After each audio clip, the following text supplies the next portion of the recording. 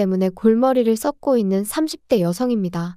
속은 썩어 문드러지는데 어디 얘기할 곳도 마땅치 않고 아무리 꼴보기 싫은 시댁이라지만 결국엔 제 얼굴에 침 뱉기 같아서 말이죠. 그런데 또 그렇다고 혼자만 끙끙 앓자니 너무 속상한 거예요. 그러다 문득 여기가 생각이 났어요. 그래서 익명의 힘을 빌려 제가 겪은 이야기를 좀 해보려고요. 가벼운 마음으로 아는 동생이 하소연한다 생각하고 들어주세요. 남편과는 지인의 소개로 만났습니다. 사실 소개팅에는 영 흥미가 없던 저였는데 지인이 자기가 느낌이 온다며 한 번만 만나보라고 어찌나 성하던지 몇 번의 거듭된 설득에 나간 자리였어요. 그리고 그렇게 제가 소개팅 자리를 꺼려했던 이유는 제가 어디 못나서도 그렇다고 낯을 가려서도 아니었고 사실 저에게는 파혼이라는 트라우마가 있었거든요. 솔직히 자랑거리는 아니지만 그렇다고 제가 잘못한 것도 아니니까 간단하게 얘기를 해보자면 20대의 끝자락에 한 남자랑 연애를 했어요. 소위 강남에 건물 몇 개를 가진 대단한 부잣집 도련님이었죠. 그런데 남자한테 프로포즈를 받고 본가에 처음 인사를 드리러 갔던 날 저는 말 그대로 충격을 받았습니다. 남자 쪽 부모님께서 말끝마다 그래서 돈 없는 것들은 거지들은 그까짓 거 몇 푼이나 한다고와 같은 표현을 덧붙이셨거든요. 그리고 비록 저한테 직접 하신 말씀은 아니었지만 세상을 그런 눈으로 보는 분들을 제가 진심으로 존경하고 어른으로 대우해드릴 자신이 없더라고요. 그래서 이튿날 남자한테 헤어지자고 했어요. 가치관도 가정환경도 너무 달라서 우린 안 될 것 같다면서 말이죠. 남자는 제 말뜻을 끝까지 이해를 못한 눈치였지만 아무튼 그때 배웠어요. 결혼이 아무리 현실이라지만 그래도 돈이 전부는 아니라는 걸. 비록 누구 한 사람의 잘못으로 헤어진 건 아니었지만 어쨌든 그렇게 오가던 결혼 이야기가 엎어지고 나니 결혼할 팔자가 아닌가 하는 생각이 들대요. 만약 또 누군가랑 어찌저찌 시작했는데 끝이 안 좋게 끝나면 어쩌나 그런 시간 낭비는 또 하고 싶지 않다 하는 생각도 들었고요. 그래서 굳이 소개팅을 해가면서까지 누구를 만나야겠단 마음이 없었던 거예요. 그런데 지인의 설득으로 반쯤 어거지로 나간 자리에서 만난 남편에게는 뭐랄까 첫눈에 반했다고 말하기는 어려운데 왠지 이 사람이랑 결혼하게 될지도 모르겠다는 예감이 딱 오더라고요. 지금도 그 이유가 뭐였을까 생각하면 한마디로 정의하긴 어려운데 서글서글한 인상과 믿음직스러운 말투 때문이었나 싶기도 하고 그리고 역시나 제 예감대로 저희는 연애를 시작한 지 1년 만에 부부의 연을 맺게 되었죠. 친정과 비교하면 시댁의 형편은 한마디로 어려웠어요. 시부모님은 고정 수입이 없으셔서 자식들이 주는 용돈과 연금에 의지해 생활을 이어가고 계셨고 사시는 집이 두 분의 소유라곤 했지만 재산적 가치는 거의 없다고 봐야 할 수준이었으니까요. 하지만 당시에 저에겐 그게 그렇게 문제되는 일은 아니었습니다. 저는 이미 결혼에 있어서 돈이 다가 아니다라는 나름의 신념이 있었으니 남편이 저를 얼마나 위해주는지 그리고 시부모님의 인격이 어떠한지가 유일한 관심사였거든요. 그리고 다행이랄지 남편은 그런 면에 있어서는 정말 제 기준에 딱 들어맞는 사람이었어요. 매사 제 의견을 존중해 주었고 제 일이라면 두 팔 걷고 나서주는 사람이었으니까요. 그런데 문제는 시부모님이셨습니다.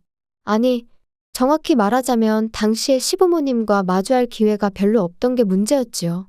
처음 시댁에 인사를 드리러 갔던 날 그리고 상견례 날 정확히 2번이었어요. 그리고 그 2번 다 제 나름대로 두 분을 파악해 보려고 했지만 동시에 어쨌든 제 자신도 괜찮은 며느리감인 걸 어필하려고 노력하다 보니 제대로 판단 미스를 해버렸거든요. 친정부모님은 한 번에 파혼을 겪은 딸이 다시 결혼을 하겠다고 나선 것만으로도 무척이나 감격스러워 하셨습니다. 그래서 친정부모님도 저와 마찬가지로 남편 쪽 사정을 크게 문제 삼지 않으셨지요. 물론 저희 쪽에서 3억을 지원하겠다 했을 때 시부모님께서 우리는 2천만 원밖에 못 해준다 하시니 좀 당황해 하셨지만 그래도 뭐 결혼 이야기는 그대로 진행이 되었습니다. 친정에서 해주신 돈에 제가 모아두었던 돈을 더해 집을 구했고 남편이 따로 모아둔 돈 5천으로 결혼 비용과 혼수 등을 부담했지요. 그런데 결혼한 지 1년 만에 알게 된 사실은 황당하기 짝이 없었습니다. 시부모님께서 해주셨다는 2천만 원을 알고 보니 남편이 제 뒤에서 몰래 갚아드리고 있었으니까요. 게다가 설상가상으로 남편이 기껏 한다는 소리가 사실 자기는 결혼할 때 비록 반지하에서 시작하더라도 양쪽 부모님들께 손을 벌리고 싶지는 않았답니다. 그런데 저희 친정부모님이 워낙 완강히 도움을 주시겠다 하시니 자기가 시부모님한테 부탁을 드렸었대요.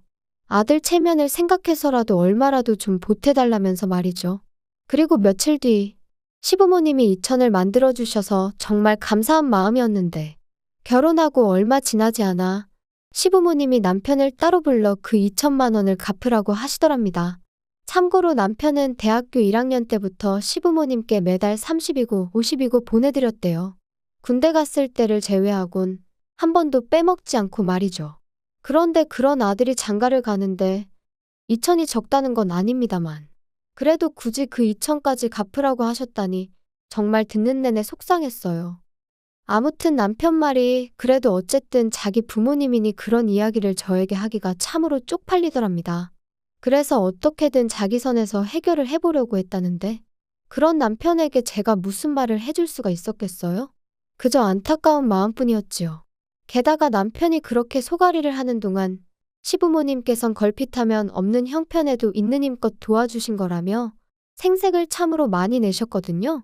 그래서 조금 의외의 행동을 하신다던가 까놓고 말해서 정말 실망스러운 모습을 보이셨을 때도 어떻게든 좋은 쪽으로 생각하고 존중해드리려고 했는데 더는 그렇게 생각하긴 어렵겠다 싶더라고요.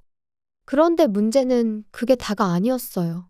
그러한 속사정을 알게 된 이후로도 남편이 하도 간곡히 부탁하여 시부모님께는 차마 티도 내지 못하는 상황이었는데 그런 와중에 아버님이 연락을 해오셨습니다. 다가오는 주말에 집에 한번 오라고 할 이야기가 있다 하시면서요. 그래서 며칠 뒤 약속한 시간에 맞춰 시댁에 도착하니 집으로 오라 하셨을 땐 언제고 어느새 외출 준비를 끝내신 채로 저희를 기다리고 계시대요. 그리고는 한우가 드시고 싶다며 집 근처에 생긴 고깃집으로 가자고 하셨지요. 솔직히 그런 식으로 처음 당하는 것도 아니라 놀랄 것도 없었지만 그날은 너무 짜증이 나는 거예요. 그리고 말이 나왔으니 말인데 사실 사람들이 다 성격도 다르고 스타일도 다르고 해놓고 사는 것도 다르고 그러니까 비교하면 안 되는 거 저도 정말 잘 알아요.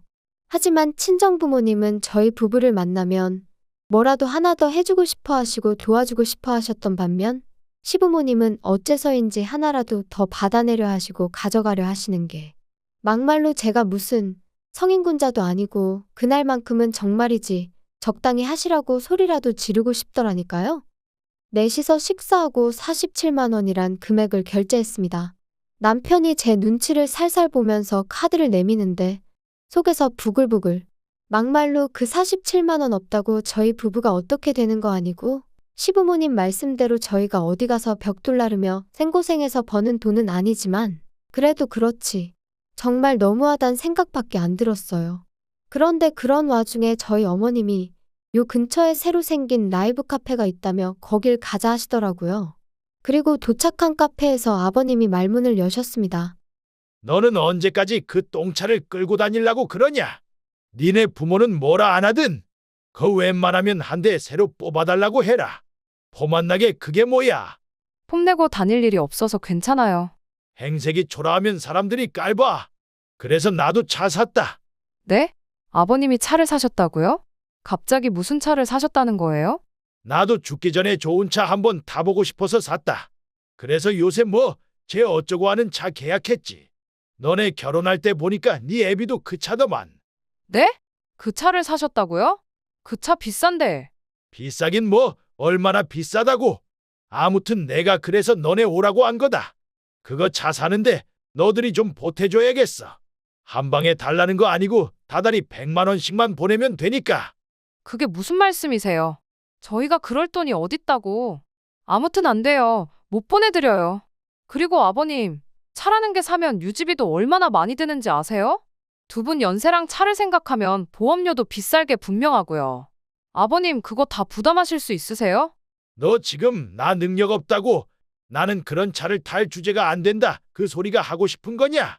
갑작스러운 아버님의 요구에 정말 망치로 한 대 맞은 듯 했어요. 그런데 옆에 계시던 어머님도 그런 아버님을 말리시기는커녕 하신다는 말씀이 네 시아버지가 얼마 전에 동창회를 갔다 오셨는데 세상에 자기 차 없는 사람이 네 시아버지밖에 없다더라. 거기다 거기 온 인간들이 원래 다 네 시아버지한테 콩고물이라도 얻어먹을까 하고 빌빌거리던 인간들이었단 말이야.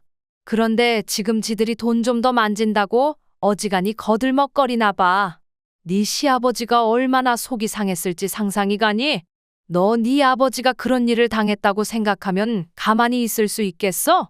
아니 그래도 어머님, 저희가 돈이 어딨어서 매달 100만 원씩 보내드려요? 그리고 자기야, 가만히 있어. 저희가 지난 1년을 꼬박 아껴서 모은 돈이 2천이에요.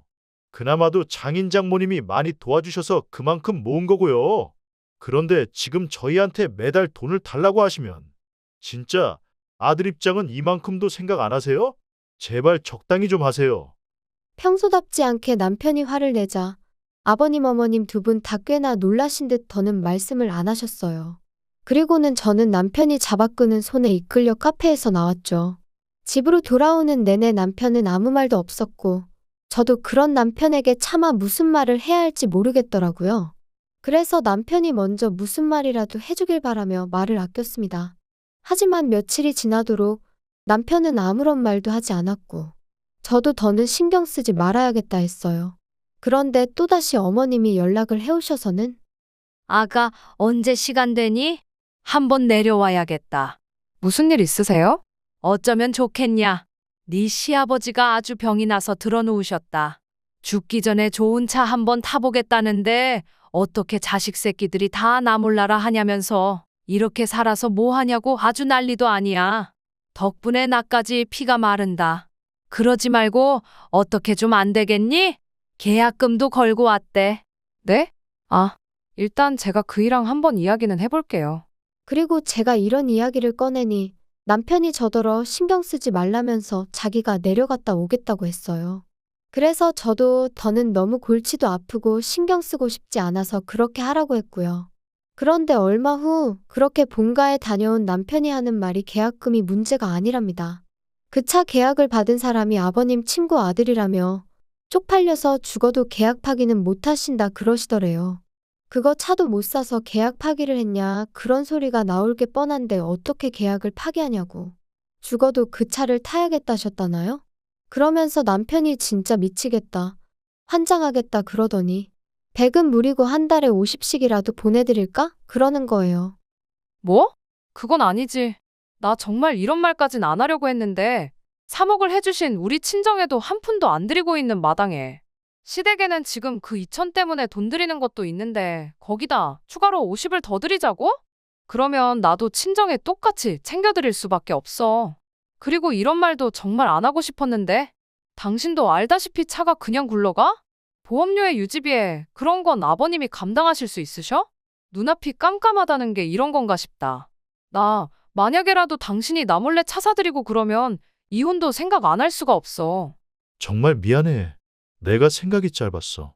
하도 앓는 소리를 하시니까 나도 순간 그냥 얼마라도 해드리고 말까 그런 생각까지 하게 된 것 같네. 무슨 소린지 알았으니까 이혼 같은 소리는 하지 마. 그리고 결국 아버님은 계약을 파기하셨어요.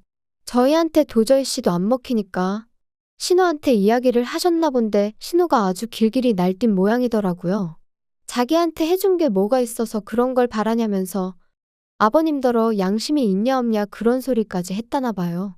그리고 아버님은 아버님대로 그런 신우한테 EX 저X 해가며 쌍욕을 하셨고 하지만 어쨌든 뭐 결국 차를 사준다는 자식이 없으니 별 수 있으셨겠어요? 계약 해지했다. 속이 시원하냐고 전화로 어찌나 고함을 치시던지. 그런데 끝난 줄 알았던 아버님의 억지는 거기서 끝이 아니었습니다. 그 일이 있고 반년이 흘러 지난 가을이었어요. 친정 부모님 댁이 누수 문제로 리모델링에 들어가게 되면서 저희 집에 며칠 와 계시게 되셨거든요. 그런데 그렇게 와 계신 지 3일째 되던 날 아버님이 연락도 없이 저희 집에 오셨습니다. 다들 놀랐죠. 제가 무슨 일로 오셨냐니까 아버님 말씀이 뭐 그냥 오다 가다 들리셨다는데 오다 가다 들릴 거리도 아니고 아무튼 말이 안 되는 상황이었어요. 하지만 일단 오셨으니 들어오시라 했습니다. 그리고 그렇게 같이 점심을 먹게 되었는데 솔직히 얼마나 편한 사이라고 화기애애한 이야기가 오갔겠어요. 그냥 간단히 서로 안부 묻고 하시는 일은 잘 되시냐 그런 이야기 좀 오가고. 식사를 마치고 차랑 과일을 내가려는데 아버님께서 갑자기 볼 일이 생각나셨다며 자리에서 일어나셨습니다. 그래서 배웅을 해드리려니 한사코 나오지 말라며 극구 저를 말리시더라고요. 그래서 그냥 집안에서 배웅했어요. 그리고 아버님이 떠나시고 얼마 지나지 않아 친정아버지께서도 근처에서 지인분과 약속이 있으시다며 자리에서 일어나시더라고요. 그런데 아니, 암만 찾아도 찾기가 없어졌다고 그러시는 거예요. 어머니랑 저는 잘 좀 찾아보시라고, 집안에 있던 차키가 어디 갔겠냐고. 그리고 그때부터 온 집안을 샅샅이 뒤졌는데 정말 차키의 발이라도 달렸는지 도무지 못 찾겠더군요. 그래서 혹시 주차하고 차 주변에 흘린 거 아니냐 해서 집 밖으로 나왔는데, 아니, 아파트 단지를 몇 바퀴를 돌아도 아버지 차가 안 보이는 게 미치고 팔짝 뛴다는 게 이런 건가 싶은 거예요. 그래서 결국 일단 신고부터 하자 해서 경찰서에 차 도난 신고를 했습니다. 그리고 바로 다음 날이었어요. 친정부모님과 아침 식사를 마치고 어디 모시고 바람이나 쐬고 올까 하는 와중에 모르는 번호로 연락이 와서 받으니 경찰이었습니다. 저희 아버지 차를 찾았다면서 일단 경찰서로 오라고 하더라고요. 그리고 그렇게 찾은 경찰서에는 다름 아닌 시아버지께서 초조한 얼굴을 하고 계셨지요. 아버님이 여기 왜 계세요? 아니, 이게 다 무슨 일이에요? 아버지 설마 장인어른 차를 가져가신 거예요? 아는 분이세요? 이분이 어제 도난 신고된 김영수 씨 차량으로 과속하다 경찰에 잡혔습니다. 네? 아버님, 도대체 왜 그러셨어요? 아버지, 사돈 차를 보고 나니까 그냥 갑자기 성질도 나고, 이게 다 니들이 차를 안 사줘서 그런 거 아니냐? 에이씨, 재수가 없으려니까. 어르신, 말씀을 그렇게 하시면 안 되죠. 지금 이거 범죄예요. 범죄. 친정부모님은 그런 아버님의 뻔뻔한 태도에 혀를 내두르셨지만 그렇다고 사돈을 상대로 뭘 어쩌겠냐 하시며 그렇게 일단 저희 아버님은 풀려나셨어요. 그런데 끝까지 말이라도 한마디 미안하다 사과를 안 하시더라고요. 계속해서 차를 안 사줘서 당신이 그런 거라는 둥, 저희 때문에 개망신을 당했다는 둥. 정말이지 남편을 생각해서라도 어떻게든 좋게 넘어가려고 했는데 도무지 답이 안 나온다 싶대요. 게다가 거기서 끝이 아니었습니다.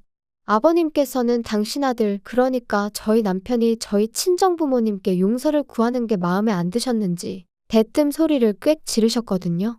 남자가 돼가지고 왜 자꾸 아쉬운 소리를 하냐면서요. 야 임마, 너는 내가 뭘 그렇게 잘못했다고 거기다 대고 빌빌거렸었냐? 내가 막말로 사람을 쳤어 뭘 어쨌어? 그까짓 거 차 좀 끌고 갔다고 뭔 일을 이렇게 키우는지.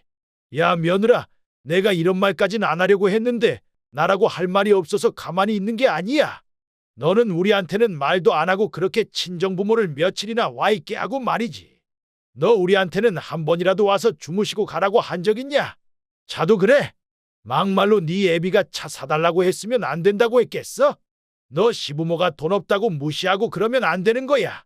아버님, 지금 그게 하실 말씀이세요? 엄연히 아버님이 실수하신 거잖아요. 그런데 왜 자꾸 남 탓을 하시는 거예요? 너 지금 나 가르치냐? 아이고 잘났다 그래. 다른 집은 며느리들이 아버님 하면서 아양도 떨고 잘 봐달라고 용돈도 주고 한다던데.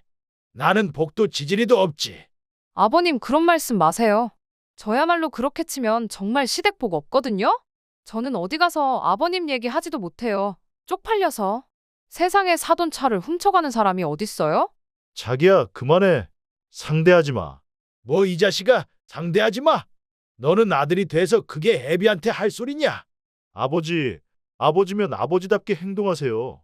저 진짜 지금 이 사람 볼 낯도 없고 장인 장모님한테도 쪽팔려 미치겠으니까요. 그리고 아버지, 당분간은 연락하지 마세요. 그냥 저 어디 멀리 미국 같은 데 가 있다 생각하시고 좀 시간을 갖는 게 좋겠네요. 그리고 그렇게 저희는 그날 이후로 아버님 어머님과 거리를 두고 지내기로 했습니다.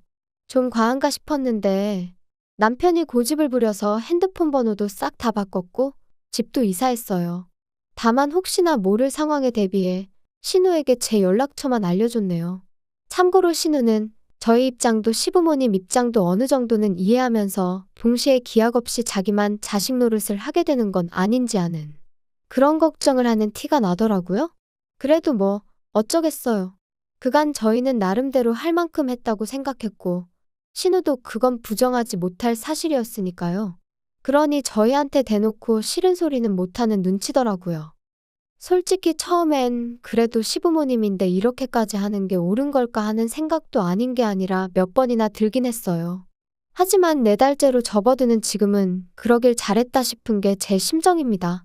시부모님과의 교류가 사라지니 남편과 불편할 일도 없고 돈도 잘 모이고 있거든요. 남편에겐 이 말까진 안 했지만 그간 시부모님이 어지간히 뜯어가셨구나 하는 게 새삼 실감날 정도로 말이죠. 그래서 솔직히 마음 한켠에는 그래도 어쨌든 남편에겐 세상에 하나뿐인 부모님인데 교류하며 살라고 설득이라도 해야 하는 거 아닐까 하는 생각이 있었는데 그러지 않으려고요. 그렇게 되면 보나마나 또 제가 어마어마한 스트레스를 받을 것 같아서요. 그래서 그냥 흘러가는 대로 어떻게든 되겠지 하는 마음으로 내버려 두렵니다. 아버님이 혹시 먼저 손을 내미신다면 그땐 뭐 달리 생각해 볼 수도 있겠지만요. 아무튼 가족이라고 무조건 다 이해하고 품어주고 그럴 필요는 없다. 제가 저희 아버님을 겪으며 내린 결론입니다. 가족도 가족 나름이라는 말, 참 이상하다 생각했는데 먼저 겪어본 사람들이 있으니 그런 말도 나왔다 싶고요. 아무튼 어떻게 마무리를 지어야 하나 싶은데 그래도 남편 하나는 정상이니 다행인 거겠죠? 긴 이야기 들어주셔서 감사합니다. 오늘의 사연은 여기까지입니다. 구독과 좋아요, 알람 설정해주시면 앞으로 더 좋은 사연으로 찾아오겠습니다. 감사합니다.